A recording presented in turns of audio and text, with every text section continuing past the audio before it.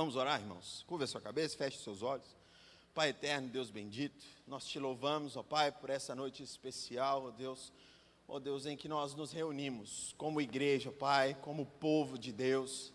Aqui, Senhor, neste lugar, nós celebramos, ó Pai, o dia em que o nosso Senhor Jesus Cristo ressuscitou, pois Ele pagou um alto preço por cada um de nós. E a Ti, ó Deus, nós celebramos, nós o exultamos, ó Deus, pois o Senhor é dono, Pai, e ministrou toda misericórdia sobre o Teu povo. Assim, Deus, nós rendemos ao Senhor toda honra, toda glória e todo louvor.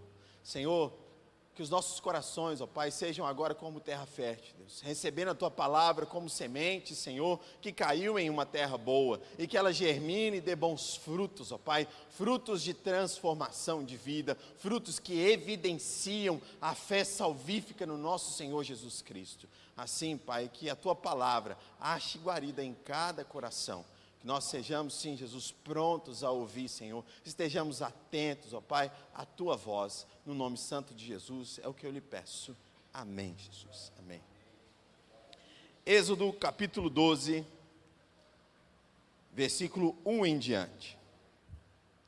O Senhor disse a Moisés e a Arão, no Egito: este deverá ser o primeiro mês do ano para vocês. Digam a toda a comunidade de Israel que no 10º dia deste mês, todo homem deverá separar um cordeiro ou um cabrito para a sua família, um para cada casa. Se uma família for pequena demais para um animal inteiro, deve dividi-lo com o seu vizinho mais próximo, conforme o número de pessoas e conforme o que cada um puder comer. O animal escolhido será macho de 1 ano, sem defeito, e pode ser cordeiro ou cabrito. Guardem-no até o 14º dia do mês, quando toda a comunidade de Israel irá sacrificá-lo ao pôr do sol. Passem então um pouco do sangue nas laterais e nas vigas superiores das portas das casas nas quais vocês comerão o animal. Naquela mesma noite, comerão a carne assada no fogo, com ervas amargas e pão sem fermento. Não comam a carne crua, nem cozida em água, mas assada no fogo.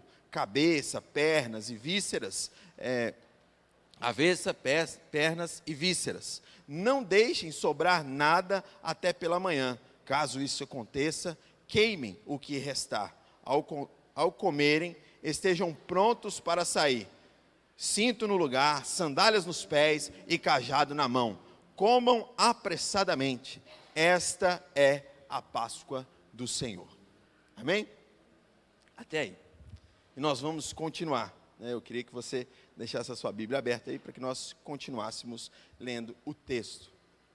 Bom, aqui é instituída essa festa no âmbito judaico, a festa que celebra a saída. O significado da palavra êxodo é saída, é o povo saindo, a partida, a libertação do povo de um período de escravidão. Contextualizando, o povo era escravo há mais de 400 anos na terra do Egito. Que povo é esse? O povo da promessa, o povo da aliança com Deus, o povo de Abraão, Isaque e Jacó. E Deus ouviu o seu clamor, Deus ouviu o clamor da nação que se queixava dessa escravidão, que se tomava ali ao longo de 400 anos. Um povo escravo, um povo que, 400 anos, irmãos, imagina quantas gerações já não sabiam mais o que é liberdade. Nem tão pouco se essa palavra fosse dita, ou não entendiam o significado dela, porque não sabiam viver de uma outra forma, senão sendo escravos. E o que Deus agora faz, diferente, essa é a 10ª praga que vem sobre o Egito. Diferente das outras 9, o que acontece com essa é que Israel não passa por ela ilesa. Não é que essa praga não alcance Israel. Deus providenciou para Israel uma redenção. Deus providencia para ela uma redenção. A Páscoa é um dos temas mais centrais da Bíblia. Ela começa no Egito, atravessa a história de Israel e encontra o seu verdadeiro significado em Jesus Cristo. Mas existe uma verdade fundamental. A Páscoa, ela não é apenas sobre a saída do Egito. Como eu disse, ela é também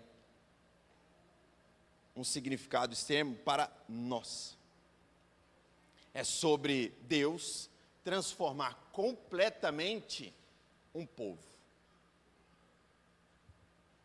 O primeiro problema que nós podemos identificar nesse contexto histórico em que Israel está. Todos estão debaixo do juízo de Deus. O que nesse momento Deus exerce na terra do Egito é juízo. E se nas outras pragas elas não alcançaram Israel de certa forma, essa alcançou.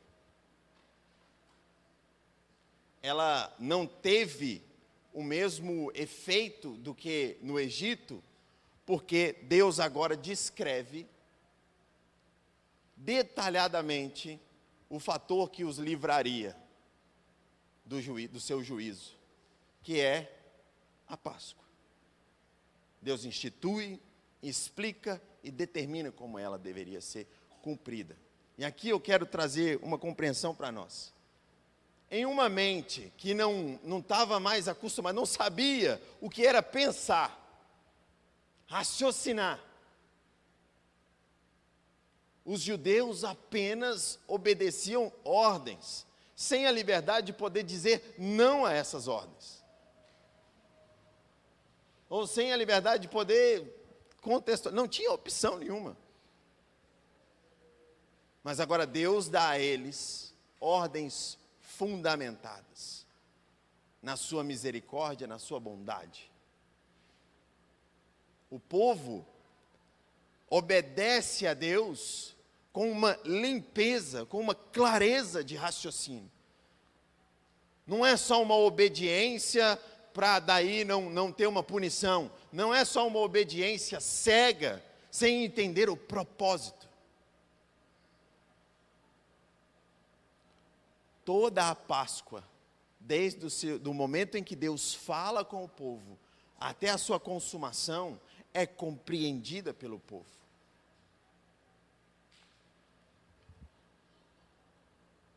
O anjo passa por toda a terra do Egito, inclusive onde os judeus habitavam, o que impede o anjo da morte de tomar da casa dos judeus o seu primogênito, assim como ele fez, não só com a casa dos egípcios, mas também com os animais dos egípcios. O sangue do cordeiro, que tomou o seu lugar, existiu sim uma morte, mas não a deles. Quem morreu foi o cordeiro. Qualquer cordeiro? Não. Um cordeiro que seguia as especificações exatas de Deus, como Deus queria. Não é qualquer oferta que agora Israel vai lá e com medo do juízo de Deus, a gente tem que arranjar uma. Bora, rapidinho, procurar alguma coisa. E aqui eu já quero trazer uma alusão ao Novo Testamento. Quando Jesus vai ao templo, todo mundo talvez tenha uma ideia dessa passagem. Jesus vai bravo lá, chuta a mesa dos mercadores, acaba com o negócio deles, porque o que estava acontecendo, irmãos? Não tinha preparação, eles estavam negociando, ou seja, aquilo que era santo foi profanado. A Páscoa é santa, pastor? Sim, a Páscoa é santa, porque ela não pertence de nós, não fomos nós quem a idealizamos, não fomos nós quem a instituímos, e não somos nós quem temos o direito de dizer como ela acontece. o Deus que é santo, Criador dos céus e da terra, do universo. Ele disse como tem que ser. E o povo ali no templo tinha assumido essa postura. Vamos lá, a gente precisa do sacrifício, a gente precisa de um animal, então vamos comprar. O que Deus disse aos hebreus? Quando ele instituiu a Páscoa: separem, no 10º dia, separem um cordeiro, e pode ser um cabrito. Cabrito era uma alternativa. O que Deus queria era um cordeiro. O cabrito, beleza, pode ser. Mas esse animal tinha que ser separado, e durante 4 dias, os hebreus tinham que zelar por ele, para no final desse 14º dia, sacrificá-lo. Eu e a Camila, a gente estava falando um pouquinho antes ali, olha para você ver, né, Camila? Sobre alguns amigos delas que viajaram lá para fora. Qual foi o país? Estônia. E eles tinham 3 gatinhos. 3 gatinhos e levaram. A Camila testemunhando que foi uma despesa bárbara levar, né, esses animaizinhos para lá. Por causa do quê? Do apego emocional. E aqui eu trouxe o exemplo próprio. Quando eu morava lá no Pernambuco, morei lá durante 1 ano e 3 meses. A gente passou por um período lá que a Júlia veio para cá nas férias da escola dela, e a Júlia não queria voltar, porque tem tudo isso aqui. Lá não tinha. Lá não tinha avô que mimava, não tinha avó, não tinha tia, né? E agora a tia que mimou ela não deixa a gente mimar a filha dela. Enfim, a Júlia não queria. Aí a gente foi e comprou uma cachorrinha. Mandou um vídeo para a Júlia, tá rapidinho. Ela tem que ir embora que minha cachorra precisa de mim. Ela usou essa frase. A minha cachorra precisa de mim, eu tenho que ir embora. E chegou lá. Beleza. Cuidamos dessa cachorra, né? Foi o primeiro animal que conseguiu o milagre de ter da Késia o afeto.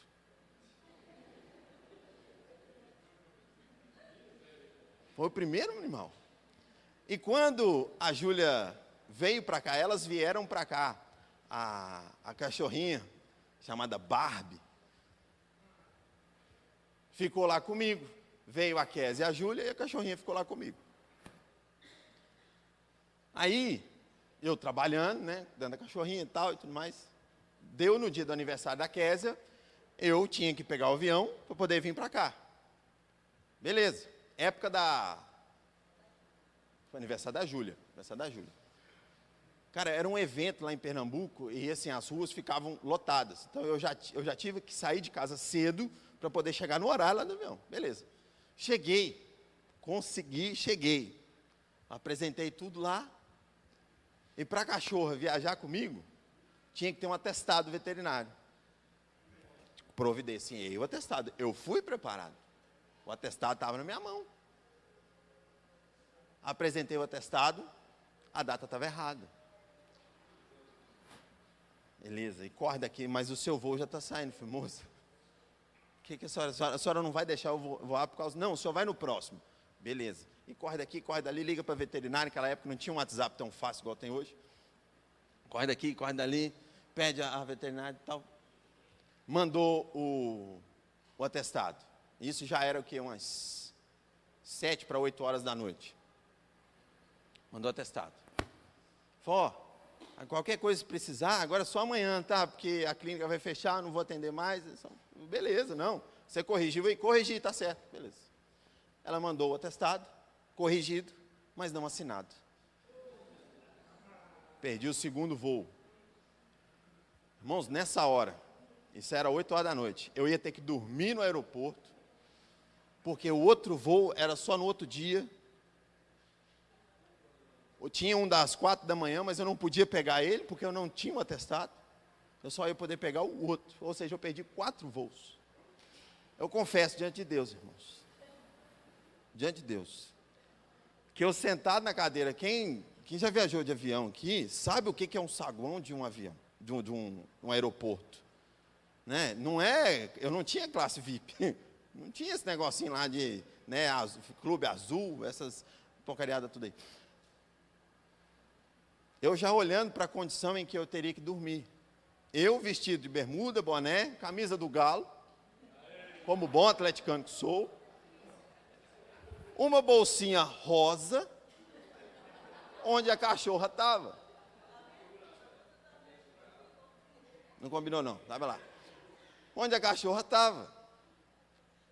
E eu olhando para aquela condição, cara, eu vou ter que dormir no aeroporto. Cara. Irmãos, eu olhei para a lixeira.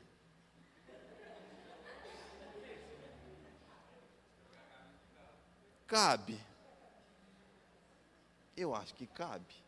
Diante de Deus, irmãos, que eu pensei. Mas na mesma hora, eu lembrei da Júlia e tal, e não o fiz. Porque estava fácil. Se ela ficasse naquela lixeira, eu podia pegar o voo, o próximo voo, e vir para minha casa, passar o aniversário da minha filha, mas pensa eu chegando aqui. Enfim, o motivo que fez os amigos da Camila gastarem uma fortuna para levar os animais, os 3 gatinhos, lá para a Estônia, e me fez não depositar aquela cadelinha confortavelmente em uma lixeira, foi o apego que nós temos pelos animais de estimação, certo?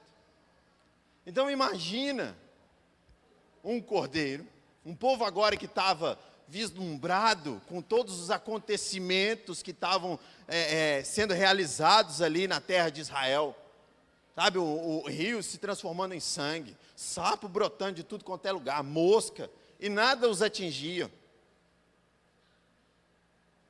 Agora participa de algo, separando um animal que passaria com eles 4 dias de maneira especial. E no final das contas ele ia sacrificar. Para quê? Um animal é só porque a gente está com fome, o animal vai... E eu não sou vegano não, viu, irmãos? Nada contra quem é, tá? Mas, por exemplo, eu posso ter um porquinho de estimação? Posso. Meu porquinho nunca vai morrer. A não ser, sim, doença. Mas eu gosto muito de um bacon. Faço questão, entendeu? Ok, nada contra. Mas pensa, essa foi uma realidade, por mais simples que ela seja, é uma realidade que existiu no meio daquele povo. Então não era de qualquer maneira que esse cordeiro deveria ser tratado. Ele tinha que ser um cordeiro especial. E não só especial porque Deus pediu, mas especial para nós também. Para nós assim, né? Para os egípcios. O cordeiro especial para nós, eu vou chegar nele lá, peraí. Mas tinha que ter um apego, tinha que ter uma importância. O povo tinha que entender o porquê é que aquele cordeiro ia morrer. Morrer por causa de quê? Por causa dos seus pecados.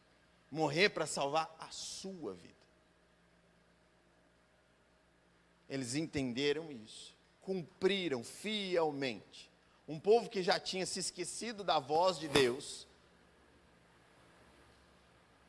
agora relembrando, agora trazido à memória pelo próprio Deus, conduzido pela mão do próprio Deus, não de uma maneira arbitrária, coercitiva, mas de uma maneira abençoada, amorosa e misericordiosa.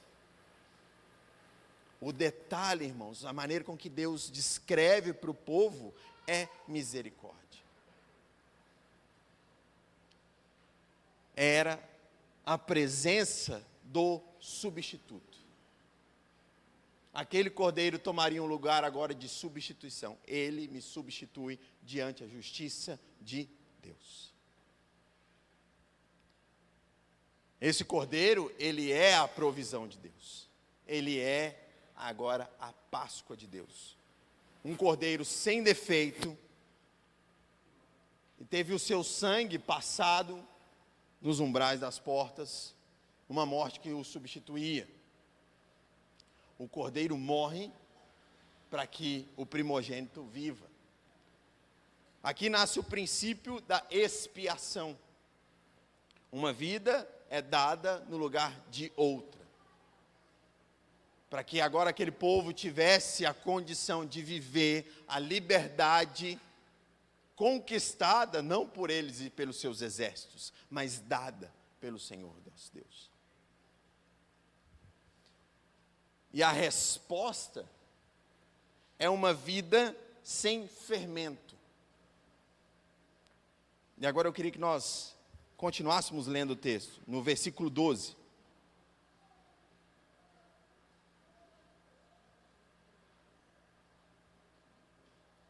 Naquela mesma noite passarei pelo Egito e matarei todos os primogênitos, tanto os homens como os dos animais, e executarei juízo sobre todos os deuses do Egito. Eu sou o Senhor.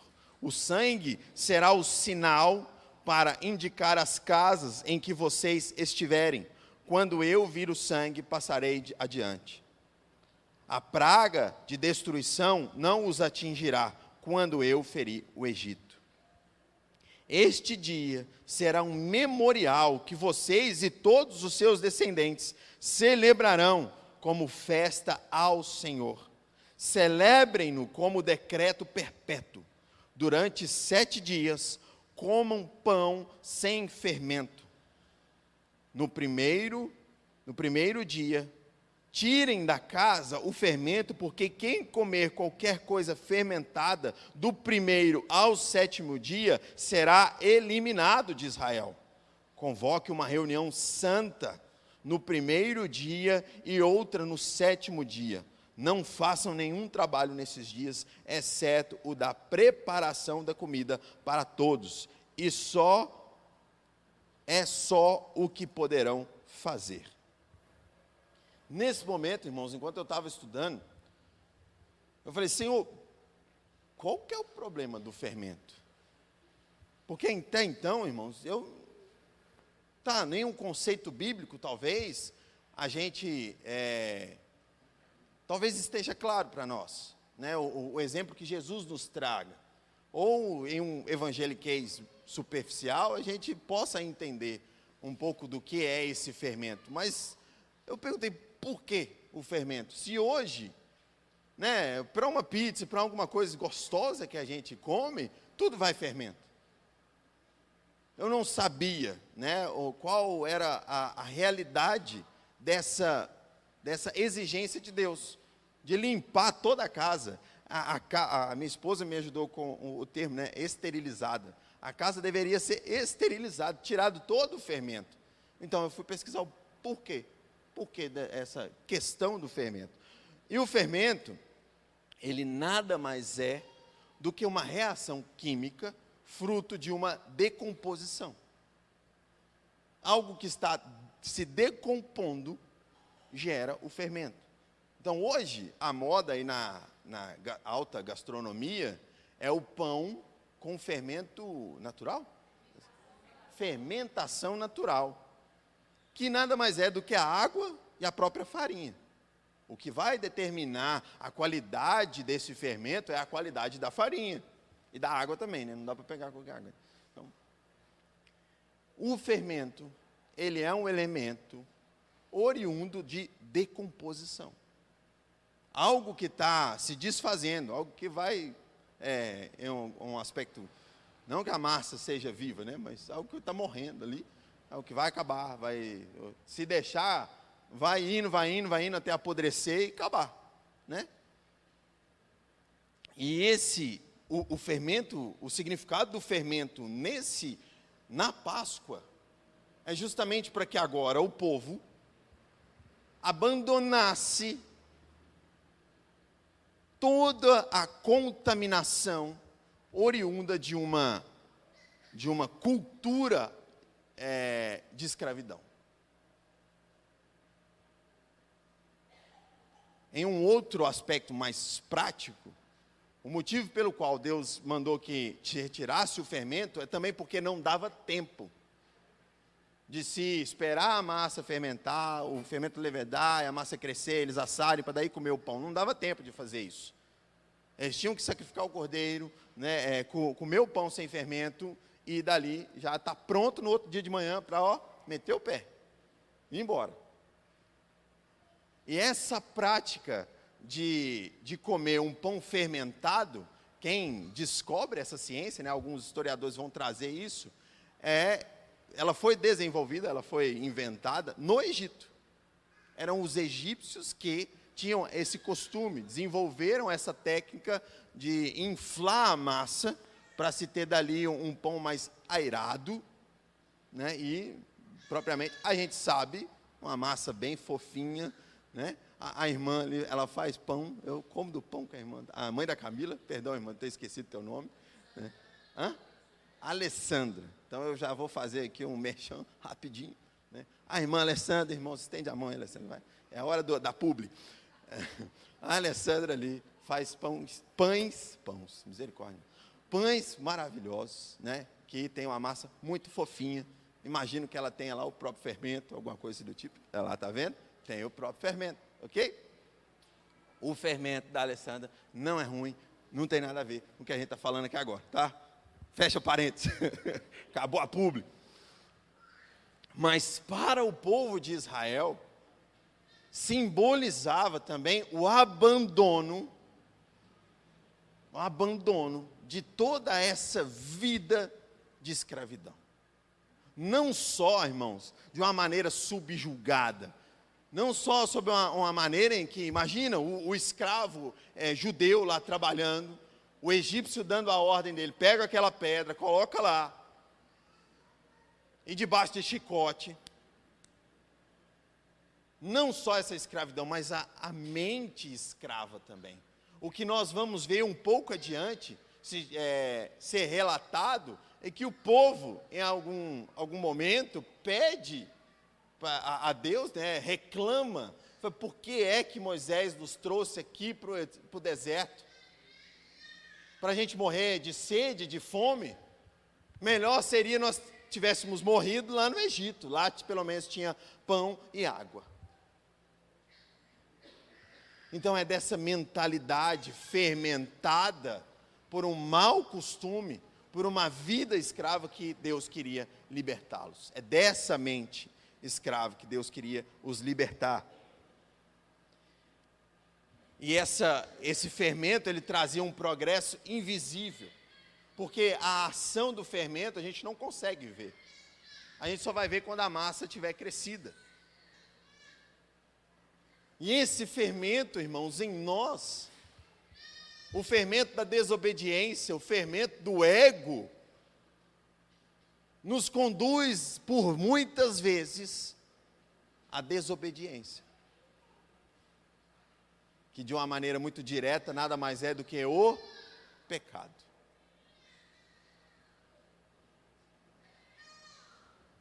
Deus não quer uma libertação parcial nesse momento. Deus, ele quer uma transformação completa.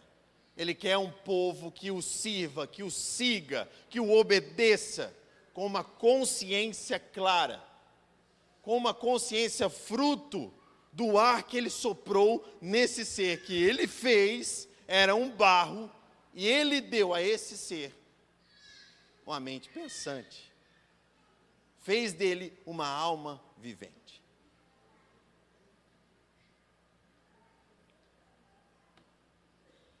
No Êxodo, no capítulo 12, versículo 27 e 28, a gente vai ver um povo que agora se inclina em obediência.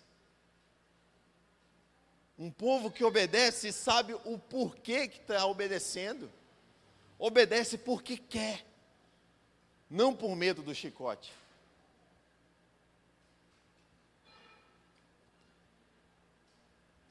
A obediência é por uma compreensão da redenção que Deus traz. Eu entendi que alguém vai morrer agora no meu lugar, para que eu possa viver, para que eu tenha condição de viver essa liberdade. Deus não libertou apenas do trabalho forçado, Ele libertou da mentalidade de escrava. E a memória do povo era uma coisa que Deus também queria que ela fosse estabelecida. firmada. E no capítulo 13, versículo 8 e o versículo 9,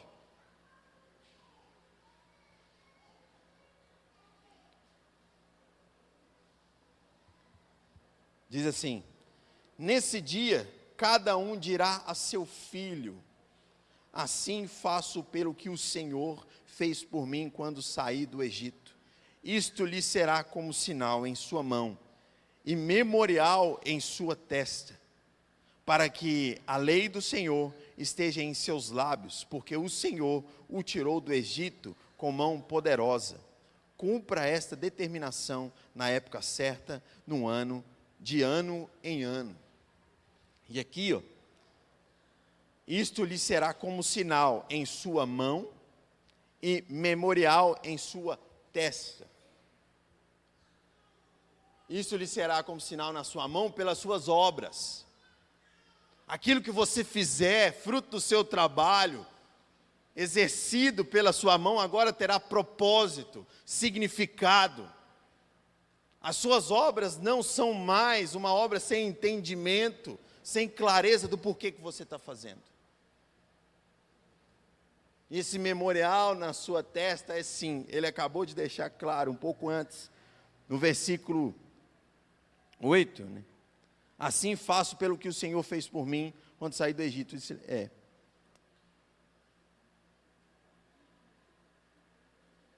Não, perdão, não é nesse texto, mas é o Senhor diz para que a lei dele seja lembrada.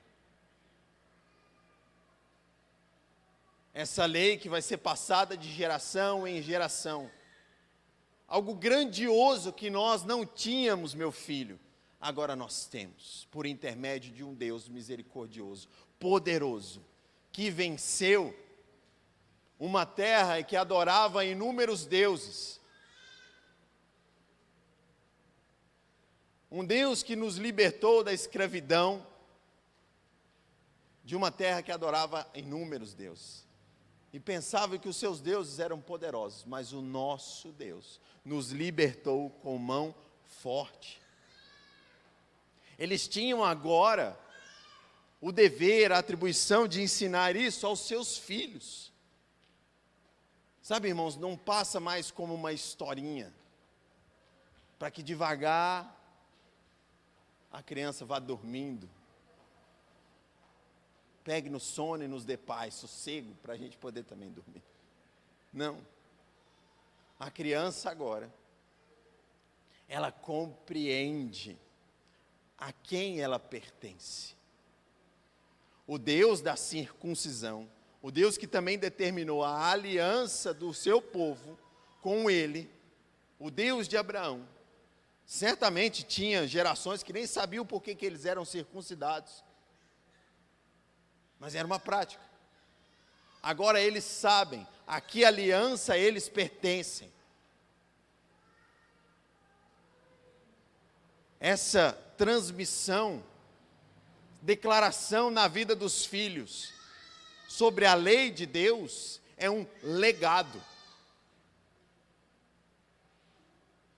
Meu pai não só me circuncidou, ele me disse o porquê eu sou circuncidado. Ele me ensinou a ver o Deus que me aliançou com ele. Essa transmissão, né, esse legado, deveria ser relembrado constantemente, vivido no seu significado. Deus, ele cria uma forma pedagógica e espiritual para que o seu povo vivesse a sua lei. Então, irmão, aqui, irmãos, eu queria chamar a atenção dos irmãos para o zelo do nosso Deus. Se hoje nós temos sido atacados, a nossa fé tem sido confrontada por pessoas que dizem que o nosso Deus é arbitrário, é um Deus mau, é um Deus que fica inerte à morte do inocente. Essas pessoas nada sabem do nosso Deus. Agora, Quem mais os nossos filhos têm ouvido? Essas pessoas que os castigam nas escolas, nas universidades, quando eles se posicionam na sua fé, ou os nossos filhos têm aprendido de nós o porquê eles têm fé? Sabe, irmãos, qual é o legado que nós temos deixado para os nossos filhos? Um legado de mérito próprio? Irmãos, nós temos que encontrar paz em dizer que o meu filho, as minhas filhas, na sua maioridade, quando elas forem donas do próprio nariz, não me importa se elas me esquecerem, me importa que elas jamais abandonem a fé no Deus que as salvou. Esse vai ser o meu legado. A primeira alma da qual eu tenho que dar cabo dela, em uma vida de fé, é a vida das minhas filhas. Irmãos, esse mundo, eu tenho conversado com alguns jovens aqui da igreja, que estão aí no ensino fundamental e na faculdade, e o quão cruel, irmãos, o meio acadêmico tem sido para os nossos jovens, para as nossas crianças. Nós temos aqui na igreja professores que vivem na pele isso. Professores e professoras crentes que são silenciados. Porque as escolas estão dominadas por uma ideologia que afronta o nosso Deus, que mente sobre a realidade de quem o nosso Deus é. O nosso Deus é sim misericordioso, irmãos. Nosso Deus não se silencia na morte do justo, na morte do inocente. Pelo contrário, para nós que cremos em um Deus que nos deu a libertação, e hoje nós estamos reunidos aqui para celebrar essa liberdade, essa salvação, que não nos limita à vida terrena, mas nos leva e nos traz uma vida eterna.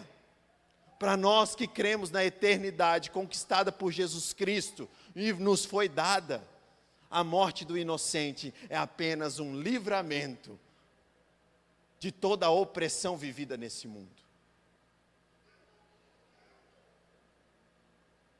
O nosso senso de justiça é corrompido pelo pecado. Nós não podemos, a gente não é capaz de dizer o quão justa ou injusta uma morte é, mediante os nossos padrões. Mas para aquele que morre inocente, irmãos, não existe. Diante de Deus, todos pecaram. Todos pecaram. Destituídos da glória de Deus foram. Não existe um justo sequer, a palavra de Deus vai dizer. Agora nós, na nossa compreensão corrompida pelo pecado, às vezes apontamos uma pessoa como inocente, mas diante de Deus todos pecaram.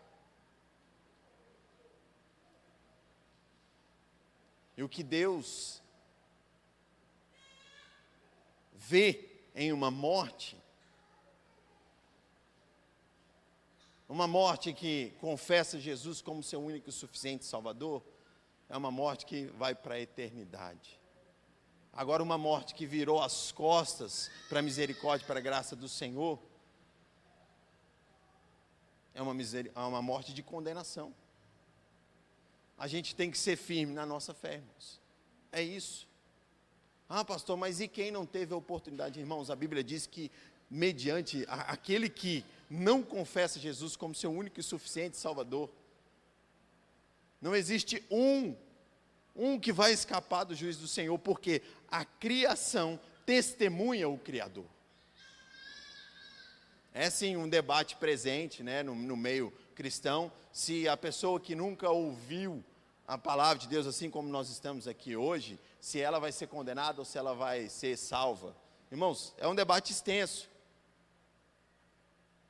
Mas o que a palavra diz é que não existe nenhum justo sequer. e que nenhum será poupado, porque a criação revela o Criador.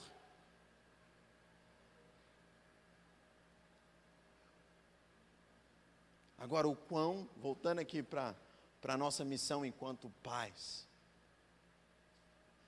o quão sobre Deus os nossos filhos têm ouvido da nossa boca. O quanto eu tenho me dedicado a construir esse legado, sentado com o meu filho ali, ó, ouvindo ele falar de Deus, e eu falando, e eu ensinando para ele sobre Deus. Sabe, a defesa da fé, e não de uma maneira, irmãos, eu queria rapidamente, não estava no script, não, mas script, sei lá. 1 Pedro, capítulo 3.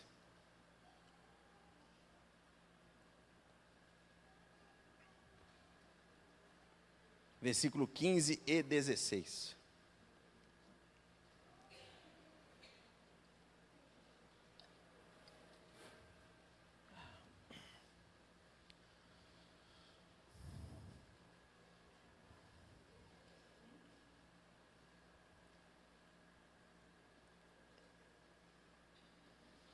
Primeira Pedro, capítulo 3, versículo 15 e 16.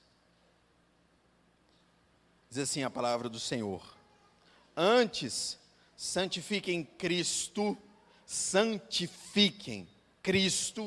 como Senhor em seu coração.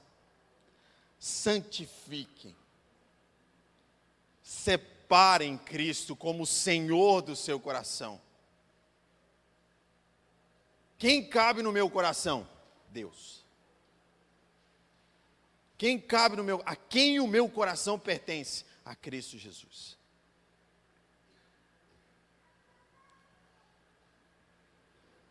Estejam sempre preparados para responder a qualquer pessoa que lhes pedir a razão da esperança que há em vocês. A razão da esperança que há em vocês. Versículo 16. Contudo, façam isso com mansidão e respeito, conservando boa a consciência, de forma que os que falam maldosamente contra o bom procedimento de vocês, ou contra a fé de vocês, porque estão em Cristo, fiquem envergonhados em suas calúnias. Então, a maneira com que o mundo tem proposto esse debate, irmãos, é de vitorioso e vencido. A pessoa que teve uma capacidade argumentativa, eloquente, de defender o seu ponto de vista, ela é a vencedora. E a outra pessoa sai envergonhada porque foi vencida. É assim que o mundo tem proposto os debates hoje no seu meio. Mas como a palavra de Deus determina que nós defendemos a nossa fé. Finalzinho do versículo, ou início, do versículo 16. Com mansidão e respeito, conservando boa a consciência. Porque quando nós nos deixamos vencer pelo ego, deixamos com que o fermento invada o momento em que nós deveríamos estar defendendo a nossa fé, não pelas nossas próprias convicções ou pelas nossas experiências, mas pelo que a palavra diz sobre quem nós servimos. Quando o fermento infla em nós às vezes atacamos quem nos ouve. Nós atacamos aquele que é uma alma sedenta pela água que deveria estar fluindo de nós.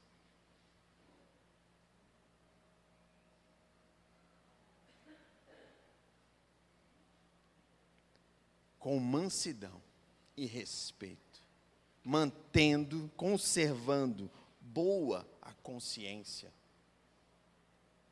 Sabe, irmãos, aqui Deus está falando como a gente tem que defender a nossa fé. Eu tenho que saber a quem eu sirvo. Eu tenho que conhecer Ele. Eu fiz a pergunta para alguns desses jovens aqui da igreja. Olha, Por mais que a sua mãe, o seu pai, o seu marido, a sua esposa te conheça bem, ela tem a capacidade de dizer quem você é? Você acha que alguém próximo a você, muito próximo, a sua mãe, de quem você saiu de dentro dela, ela sabe descrever exatamente quem você é? Não. Aí uma jovem me respondeu assim, nem eu mesmo sei.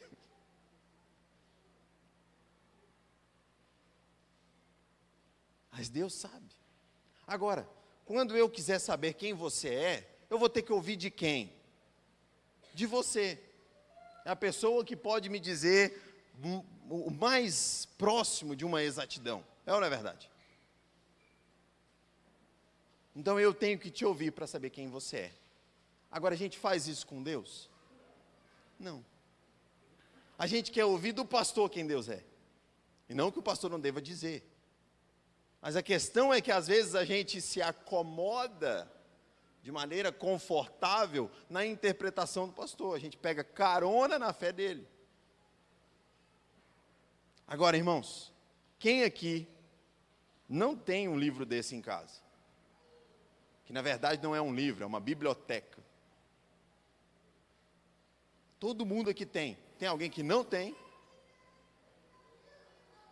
O Márcio lá não tinha, né, Márcio? Mas Deus abençoou, né? Deus proveu, né, meu irmão? Aleluia. Todos nós temos, irmãos. O que Satanás, aos poucos, vai conseguindo é minar o nosso desejo, a nossa vontade, a nossa fidelidade, o nosso comprometimento. E por inúmeros fatores ele consegue isso.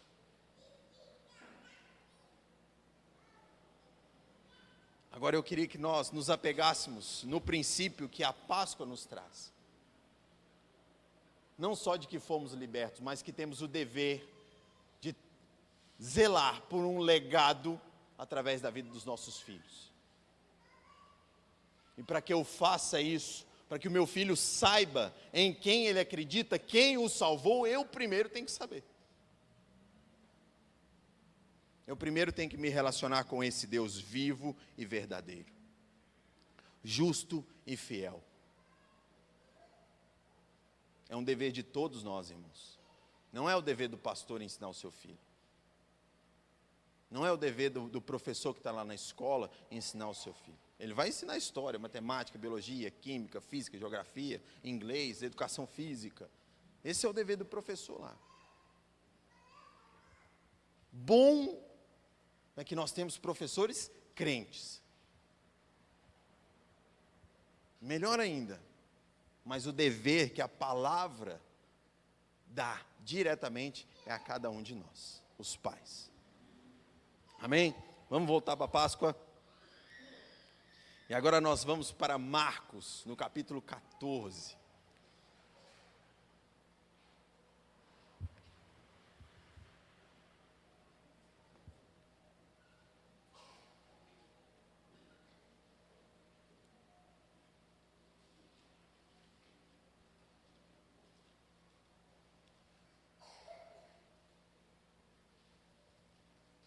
Versículo 12.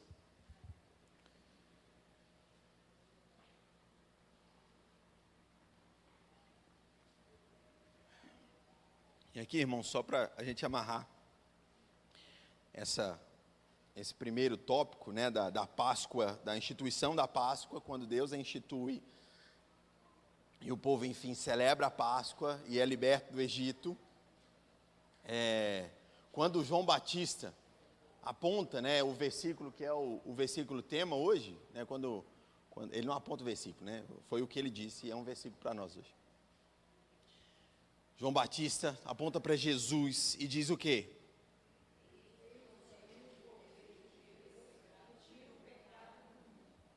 Vai ser muito mais bonito, é só porque é bonito mesmo, tá, irmão? Para a gente todo mundo falar junto, vamos lá? João Batista disse o quê?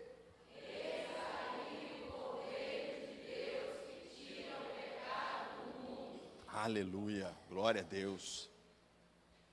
Mas o que isso significa?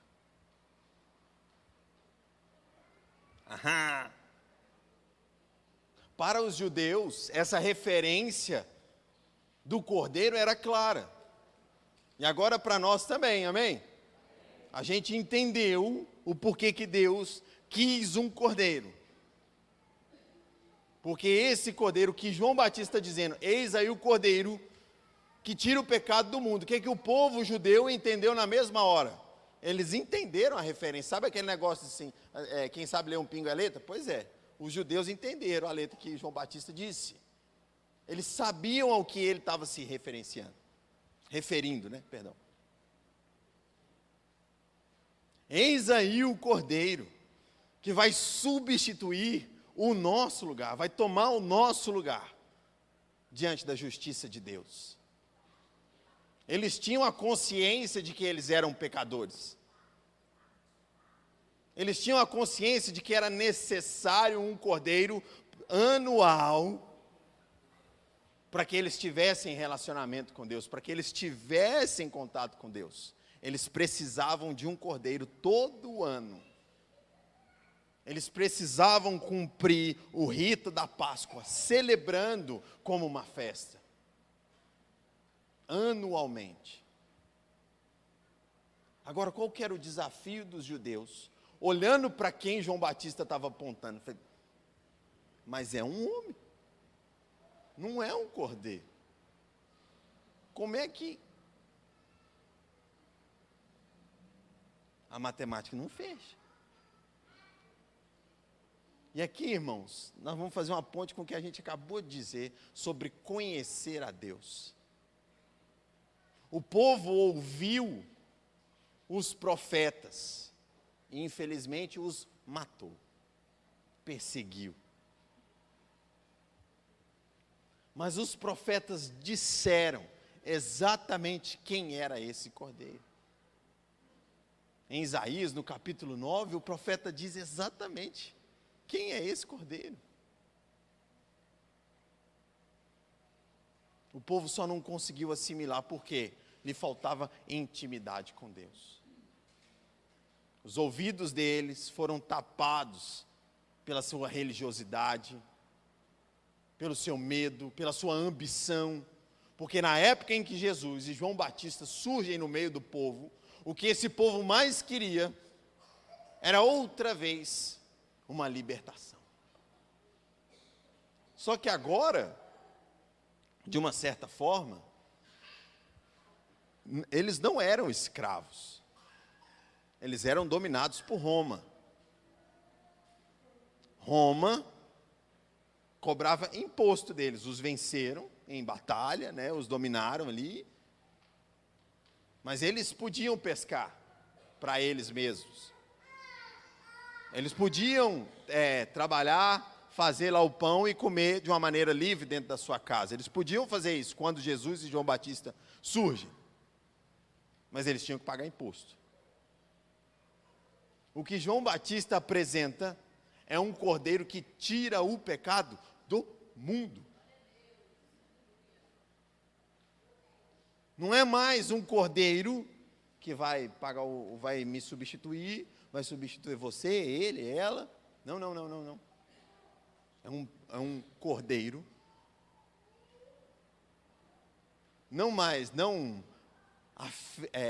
Que tem de nós um afeto, mas ele tem de Deus o afeto, pois ele é o primogênito de Deus.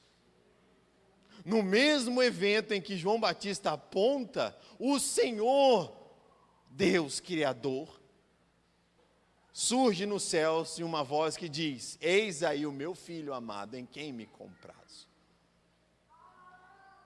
E o Espírito Santo desce sobre ele como pomba, e ali nós vemos, né, a manifestação da Trindade. Pai, Filho e Espírito Santo. Agora nós compreendemos, irmãos, a importância do Cordeiro para nós.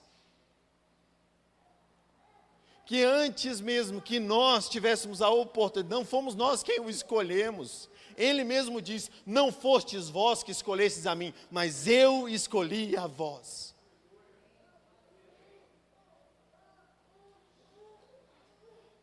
na nossa incapacidade, na nossa imperfeição, de às vezes deixar passar batido um defeitozinho no cordeiro, o nosso Deus assume agora essa responsabilidade. E não nos entrega qualquer cordeiro, Ele entrega o próprio Filho. Irmãos, diante de Deus, eu teria a coragem sim de deixar que a cachorra lá no lixo, mas jamais daria uma das minhas filhas por qualquer alma que seja. Você daria alguma das suas, João? Para morrer por você mesmo? Nós morreríamos e nós morremos pelos nossos filhos. Agora o nosso Deus toma o nosso lugar. A nossa condenação, irmãos, era certa. Não existe um justo sequer. Não há ninguém que busque a Deus. Todos pecaram. Todos nós, irmãos. Até mesmo uma criança. Ela nasce com a mácula do pecado. Mas o nosso Senhor Jesus, o nosso Deus, provê o cordeiro para si. O afeto do qual nós temos que ter agora, não é porque nós zelamos pelo cordeiro, mas o cordeiro zelou por nós.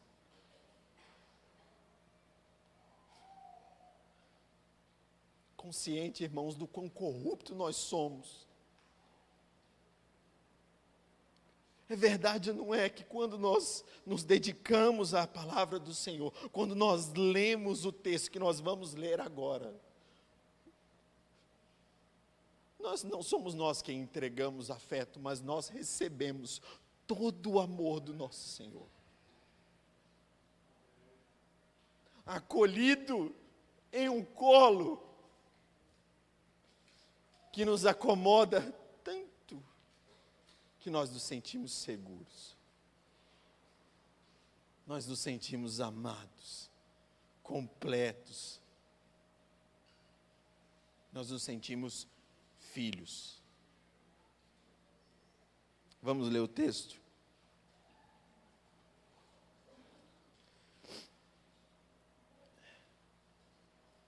Marcos capítulo 14, versículo 12. No primeiro dia da festa dos pães sem fermento, quando se costumava sacrificar o cordeiro pascal, os discípulos de Jesus lhe perguntaram: onde queres que vamos e te preparamos a refeição da Páscoa? E aqui a gente pode observar que Jesus, Ele não ignora os preceitos de Deus, as determinações de Deus. Jesus cumpre. Jesus, ele é um judeu que observa a lei. Ele não aboliu ela, mas ele cumpriu a lei na sua plenitude. E aqui os discípulos Jesus vai dizer para eles, como eles vão encontrar esse lugar onde Ele quer que eles celebrem a Páscoa. Eles vão encontrar exatamente como Jesus disse. E eu quero continuar do versículo 17. Ao anoitecer, Jesus chegou com os 12. Quando estava comendo, reclinados à mesa, Jesus disse: digo-lhes que certamente um de vocês me trairá. Alguém que está comendo comigo. Eles ficaram tristes e um por um lhes disseram: com certeza não sou eu, Senhor. Afirmou Jesus: é um dos 12, alguém que come comigo do mesmo prato. O Filho do Homem vai, como está escrito a seu respeito, mas ai daquele que trai o Filho do Homem, melhor lhe seria não haver nascido. Enquanto comiam, Jesus tomou o pão e deu graças, partiu e deu aos discípulos, dizendo: tomem, isto é o meu corpo. Em seguida tomou o cálice, deu graças, ofereceu aos discípulos e todos beberam. E ele lhes disse: isto é o meu sangue na nova aliança, que é derramado em favor de muitos. Eu lhes afirmo que não beberei outra vez do fruto da vide, até o dia em que beberei o vinho novo no reino de Deus. Amém? Até aí. O que Jesus está fazendo aqui? Jesus está ressignificando a Páscoa agora. Jesus está dizendo para eles: não mais a necessidade de vocês separarem o cordeiro. Eu serei o cordeiro de vocês. Em uma nova aliança no meu sangue. Não mais a circuncisão. É o meu sangue. Não mais o pão com fermento, mas o meu corpo. Não mais o cordeiro, mas eu o sou no seu lugar.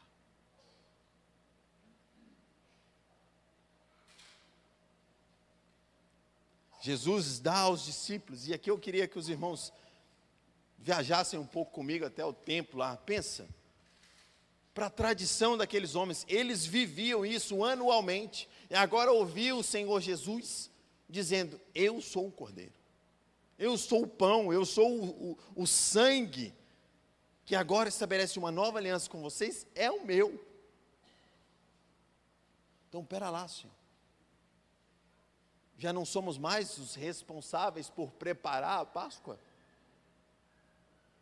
Já não somos mais nós quem temos que ser responsáveis pela nossa salvação? Jesus diz a eles: não, eu sou o Cordeiro vivo de Deus. Eu sou o Cordeiro que tira o pecado do mundo. Eu sou o Cordeiro que vai fazer expiação pelos seus pecados.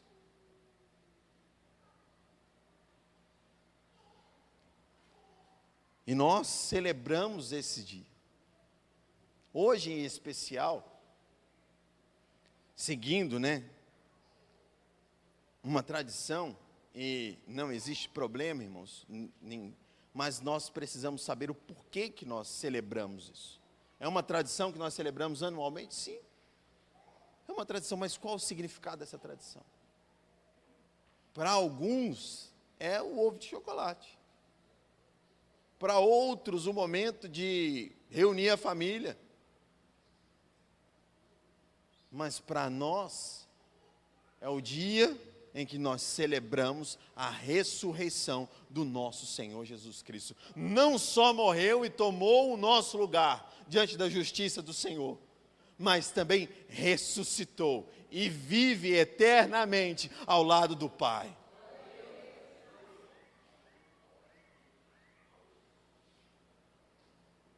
Não é um cordeiro que o seu significado morreu depois que ele foi assado. Não, é um cordeiro que permanece vivo. Que habita em nós. Quando Jesus é assunto aos céus, ele diz: eu lhes enviarei o Consolador, o Espírito Santo de Deus. Todos nós, irmãos, todos nós temos o selo do Espírito Santo de Deus. Ele habita em nós com gemidos inexprimíveis, diz a palavra do Senhor. E agora, já caminhando para o final, eu queria que nós abríssemos em 1 Pedro.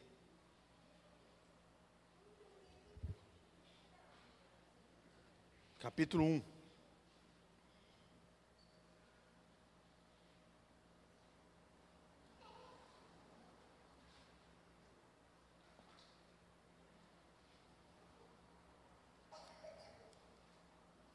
Primeira de Pedro, no capítulo 1, versículo 13 em diante.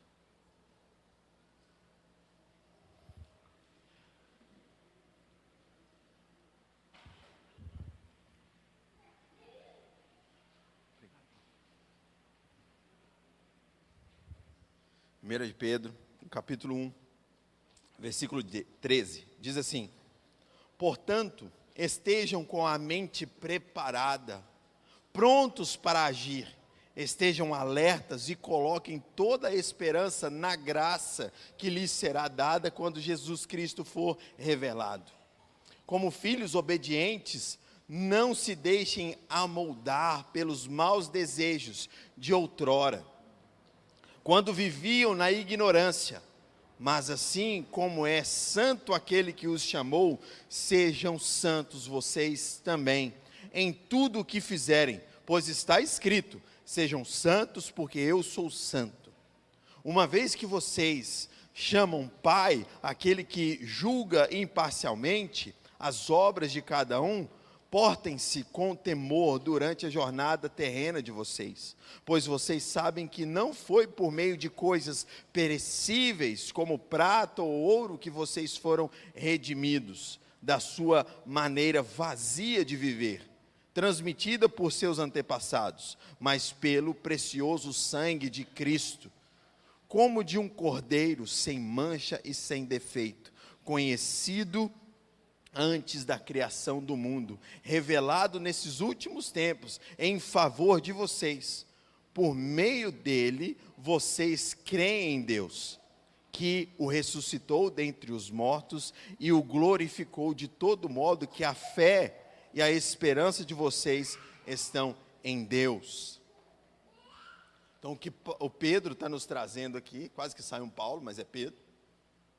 O que Pedro está nos trazendo aqui agora é a consciência, é a aplicação dessa consciência, é viver, obrigado, João, é viver o que nós entendemos agora, em Jesus Cristo. Nós somos livres em Jesus Cristo, amém? Ele é o Cordeiro que tomou o nosso lugar, amém? Como é que nós vivemos agora? Como é que vai viver essa liberdade? Ao povo do Egito, ao povo judeu liberto do Egito, foi dado a lei. Levítico, Números, Deuteronômio. Foi dado a ele esse... Eu não gosto de chamar não de manual, não, porque a gente não recorre a manual. Mas foi dado essa palavra direcionada de Deus, detalhada para como eles deveriam viver. Mas para nós que vivemos na nova aliança em Cristo Jesus, também nos é dado. Mas não com o peso que a lei nos trazia. Porque a lei foi cumprida em Jesus Cristo. Nós vivemos a graça. Mas não é uma graça sem responsabilidade, irmãos. Não é uma graça que não testemunha de uma fidelidade. Sim, o Senhor nos salvou e não nos custou nada. Mas não quer dizer que nós não tenhamos que dar a Ele nada. Ah, pastor, o que nós devemos dar a Ele? Tudo isso. Nós temos que dar a Ele a razão da nossa vida. O que nos move, o que nos faz viver é Ele.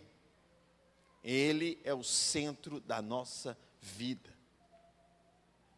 É o que Pedro está dizendo aqui. Para que nós não nos deixemos amoldar agora, conscientes de uma salvação em Cristo Jesus, que de fato nós abandonemos a maneira antiga de viver.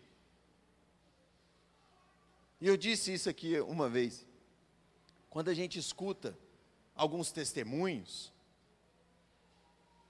de pessoas que vieram do mundo, se converteram, agora estão servindo ao Senhor, tem algumas que parecem dizer o seu testemunho, e parece que ele está com saudade quando ele estava no mundo. Nossa, porque eu tinha um carro muito bom, eu namorava muito, eu tinha muito dinheiro, mas agora eu abandonei todas essas coisas para viver sacrificialmente para Jesus. Poxa, espera lá. Não é sobre essa humildade que Jesus está falando, não. É uma humildade totalmente despida de prepotência, de arrogância, de avareza. Não é pecado, irmãos, você ter dinheiro, não. Fruto do seu trabalho, você trabalhou, você merece. Agora, a quem você serve? Ao seu dinheiro ou a Deus? É disso essencialmente que o Senhor está falando. É nessa nova vida que nós, sim, tocou a trombeta. Ó, Jesus chegou, bora galera, bora para a morada eterna que eu preparei, chegou a hora, vamos. Ô Senhor, espera aí, será que cabe aí no bagageiro? Pô cara, acabei de comprar um carrinho novo, zero. Jesus, posso levar meu iPhone 17, acabei de comprar, nós vai tirando foto, fazendo filmagem? Pode?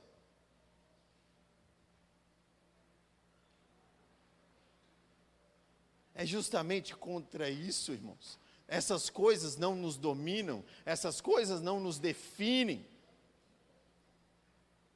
O que nos define como povo de Deus é uma vida totalmente entregue a Ele, desprovida de qualquer paixão desse mundo. Não existe nada nesse mundo que nos prenda nele. Nós vivemos aqui ainda na esperança que em breve o Senhor Jesus Cristo virá nos buscar, para com Ele viver eternamente nos santos dos santos. E nessa nova vida não cabe velhos costumes, irmãos. Não cabe.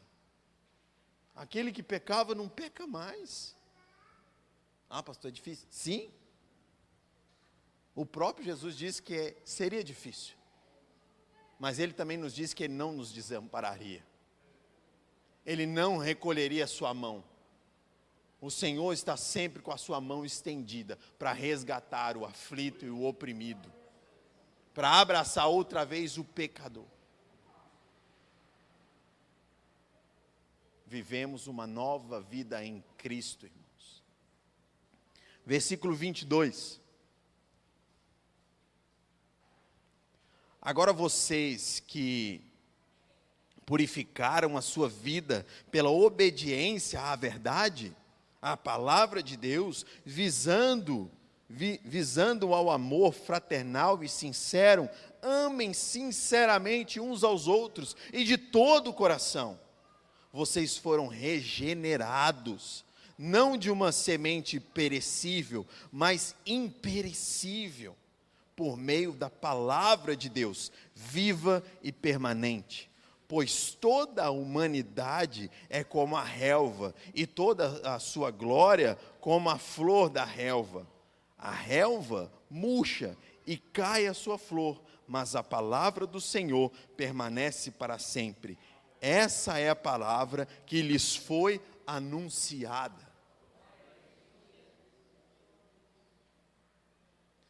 Não tem dúvida, irmãos. Não foi o coelhinho da Páscoa.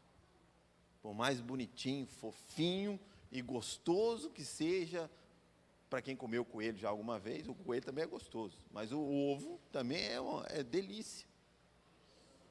Assim como não foi o Papai Noel, nem tampouco os presentes dele, foi o nosso Deus que humilhou a si mesmo. Ninguém é capaz de humilhar a Deus, mas Ele humilhou-se a si mesmo, se fazendo em forma humana para cumprir a vontade do Deus Pai, tomando o nosso lugar na cruz do Calvário. Quem deu o ovo de Páscoa aí para o seu filho, você não está em pecado não, viu irmão? Fique em paz. Desde que esse princípio esteja claro, evidente no seu coração e na sua boca, transmitindo ao seu filho, de que a Páscoa é uma festa que nós celebramos o Cordeiro vivo de Deus. Hoje nós celebramos a ressurreição. E uma curiosidade aqui, porque a Teodora me perguntou, sobre os calendários, né, muitos no mundo. E, em especial, o calendário judaico, ele tem vários inícios. Ele tem o início que é a Páscoa, um ano espiritual, se inicia com a Páscoa, assim como Deus determinou. Aí eles têm também um calendário cívio, que começa, eu não sei dizer o termo lá, mas para quem quiser pesquisar e depois dar um Google lá, está facinho, o ano judaico que começa. Aí, a IA é uma maravilha hoje, é uma benção, ela te dá tudo lá certinho, mas não confie totalmente nela, pesquise lá direitinho. Tem um ano que se inicia para um ano de colheita, de agricultura, né, e outros 2 mais, se não me engano. E o ano espiritual, que começa com a Páscoa, é justamente o janeiro deles, seria o final de março e início de abril, quando nós estamos comemorando. Então, não foi de uma maneira aleatória também, que a igreja primitiva, ou o início da igreja, determinou essa data para que nós celebrássemos a Páscoa. Né? Ela tem um sentido também, propriamente dito, no conceito judaico. Amém? Então nós celebramos a Páscoa do nosso Senhor Jesus Cristo, a morte dele e ressurreição, com um propósito claro, um significado claro e nítido. Ele tomou o nosso lugar. Amém? Vamos ficar de pé.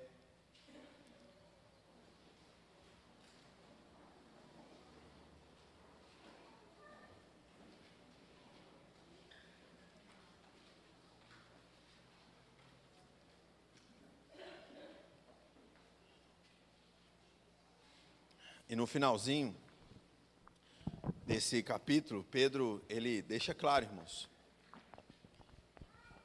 essa semente surgiu de onde? Essa semente que hoje nos traz essa consciência, não só a mim que estou pregando aqui, mas a todo aquele que leu as Escrituras, aquele que ouviu a Deus agora. Ela veio por intermédio da palavra de Deus. É a ela que nós devemos fidelidade, irmãos. É a palavra santa, viva, que permanece para sempre do nosso Senhor Jesus. Então, mais uma vez, eu faço um apelo aos irmãos. Apeguem-se à leitura da palavra de Deus. Mas não uma leitura sem significado, uma leitura sem entendimento. Dedique-se, irmãos, a entender a palavra de Deus. Sabe? Tópico por tópico. Se ficou alguma dúvida, esclareça. Compartilhe com alguém. Faça dos seus momentos sociais, faça da palavra de Deus a centralidade do assunto dos seus encontros sociais. Não seja mais o conflito geopolítico no Oriente Médio. Sabe? Não sejam mais o Cruzeiro e o Atlético, poxa vida. Mas que seja a palavra de Deus, aquilo que Ele disse a você. Sabe, converse, tenha o prazer de conversar sobre Deus na sua casa. Tenha o prazer de conversar sobre Deus com um amigo no trabalho. Tenha o prazer de conversar sobre a salvação em Cristo Jesus.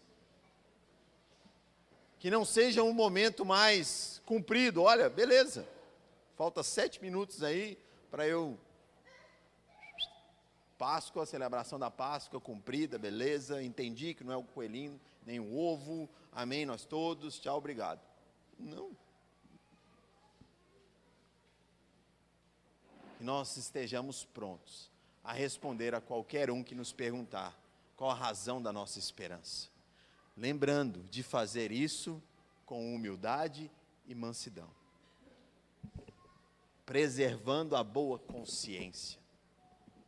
Amém, irmãos? Vamos orar mais uma vez? Pai eterno, Deus bendito, obrigado, Senhor. Obrigado, Pai, porque o Senhor nos trouxe, Pai, a clareza de quem Tu és, Deus. Ó Deus, do Teu poderoso nome, ó Pai, do Teu poderoso e santo amor que nos alcançou, Deus, e nos justificou perante a Sua vontade. Ó Deus, nós celebramos a Ti, Pai. Nós celebramos ao nosso Cordeiro Pascal. Louvado seja o Teu santo nome, Jesus. Ó Deus, pois a Tua graça nos alcançou, a Tua misericórdia foi derramada sobre nós, e hoje nós estamos aqui, Senhor, como um só povo, de um só Deus, livres, celebrando o dia da nossa salvação.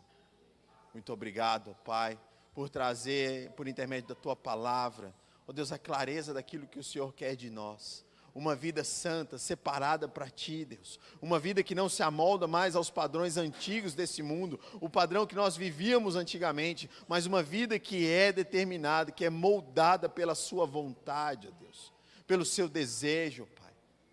Nos conduz, Senhor, na Tua palavra, nos conduz na Tua vontade, Deus. Não nos deixa, ó Pai, desviar nem para a direita nem para a esquerda, mas que o Senhor nos mantenha, Senhor, em uma fé viva, Senhor. Uma fé que nos traga, sim, Senhor, ó Deus, a consciência e o prazer em boas obras. Que essas obras testemunham, Pai, de uma fé salvífica. Nós te celebramos, Jesus, celebramos porque o Senhor nos alcançou. E hoje nós podemos cantar livres, ó Deus, que Jesus nos salvou. A Ti, ó Pai, toda a honra, toda a glória e todo o louvor. Amém, Jesus, amém. Em memória de Ti, partiremos o pão e do cálice agora iremos beber, pois por meio da cruz nos tornaste irmãos. Nos compraste da morte pra novo viver. Aleluia, te louvo de todo o coração. A teus pés deposito meu fardo e meu querer, e na Tua presença levanto minhas mãos. Vem com Teu Santo Espírito, inunda meu ser. Como o trigo do pão deixou-se moer, e a uva do vinho deixou-se esmagar pelos nossos pecados. Quisestes morrer e Teu sangue por nós numa cruz derramar. Aleluia, te louvo de todo o coração.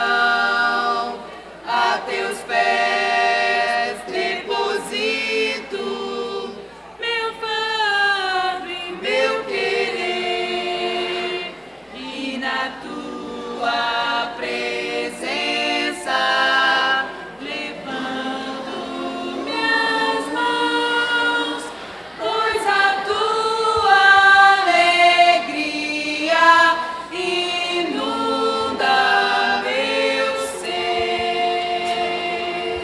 Aleluia, glória a Deus.